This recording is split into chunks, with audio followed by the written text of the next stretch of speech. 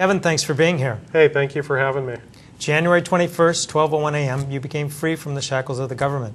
Is that a significant change, or have you already kind of immersed yourself in the internet and technology since your probation 3 years ago?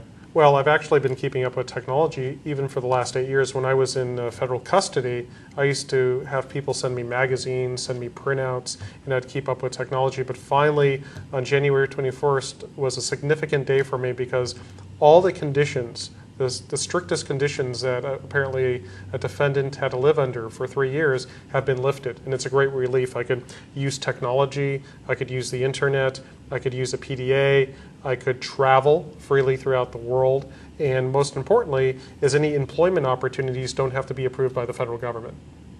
Now, you were once called the most feared computer criminal, I guess, in the world. Now, a little bit overblown, but yes. Perhaps, yes. But do you believe at this point, now that you are obviously free from the government, that you are being put under surveillance? I believe if the government believes that I'm up to anything illegal, that they will certainly surveil me. And I don't think it's over. I think the government will continue to watch me for the rest of my life, and especially if they believe that I'm involved in something. And it's just something I have to live with. And as long as, even though I don't like it, and as long as I keep my nose clean, hopefully they'll move on to, bigger fish. Well, now that you're free to outfit yourself, what kind of gear are you picking up? Well, I got a present yesterday. Steve Wozniak actually gave me a getting off supervised release present, so I got a new titanium PowerBook. My girlfriend bought me a new BlackBerry, and I've got a new iPod. So I got 3 pieces of technology I'm gonna have a lot of fun with. Well, now that you have all this gear and you can access computers and networks, there's an old saying, perhaps, that says, once a con, always a con. Yeah, I've heard that before. Do you think you have a credibility problem as it relates to, you're starting a company called Defensive Thinking to help companies defend against vulnerabilities and hacking, and yet you're the preeminent hacker, at least according to some stories and tales. It's kind of a double-edged sword. No, I agree with you, and it's a huge challenge. I bring the skill set to help companies mitigate the risk, but at the same time, it's the fear because of my background of engaging in computer hacking activities. And rather than listen to my words, hey, I'm not doing it again, I'm out of it, which is true, looking at what I've been doing since my release from prison, I think I've made plenty of positive contributions. I'm going to continue to do so, and hopefully my clients will give us the benefit of the doubt. Well, what would you say are the 3 biggest myths about Kevin Mitnick? Okay. That I hacked into NORAD, and that I foreshadowed the 1983 movie War Games, that I planted a false news story about Security Pacific Bank losing millions of dollars when they withdrew a job offer back in the mid-'80s, and that I actually wiretapped the FBI. Well, as a reformed hacker, what would you say is the hack that you're most proud of?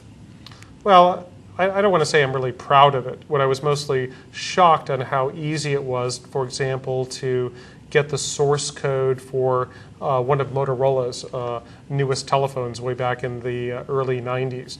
And it wasn't a technical attack, it was merely calling up the right people within that company and convincing them to transfer the source code to me, to an internet service provider. It's nothing that I'm really proud of, it was just really the most shocking because of this huge company you would think would have had stringent security policies and procedures in place, and apparently they probably did, but people weren't really abiding by them.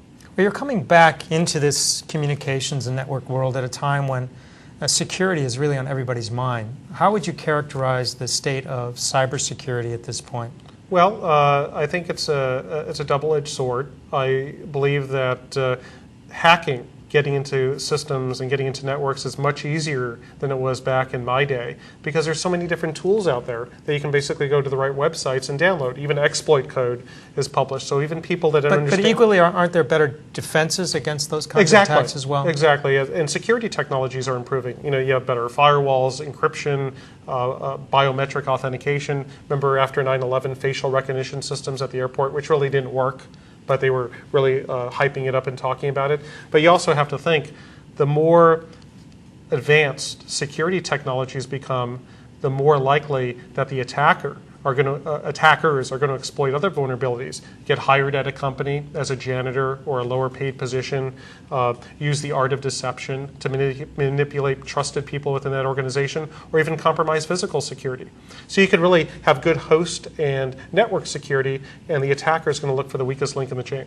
So you have a company now, Defensive Thinking, that's aimed at helping companies prevent those kinds of attacks. How many people in the company? I understand you're working with the actor Kevin Spacey on some projects. What's going on there? Yeah, Kevin Spacey's new company, Trigger Street, we're in talks right now about producing a series of security awareness training films that will be marketed to the commercial sector to help companies train their people on the threats and the methodologies that the attackers use, so they will hopefully be able to recognize these type of attacks. Do you ever think about going into the private sector in terms of working for a specific company as opposed to starting your own company? I mean, have you been approached by companies Yes. to be kind of like a marquee employee? Yeah, especially since I've been off supervised release, I've been contacted by numerous organizations that are interested, and actually on Monday, the day before my supervised release actually expired, I had an interview up here at a Santa Clara company that looks very interesting. And I'll see if hopefully things will work out, and I could work in corporate America and at the same time have an information security consultancy that could help companies as well. Great. Thanks very much for joining us, Thank Kevin. you. Appreciate it.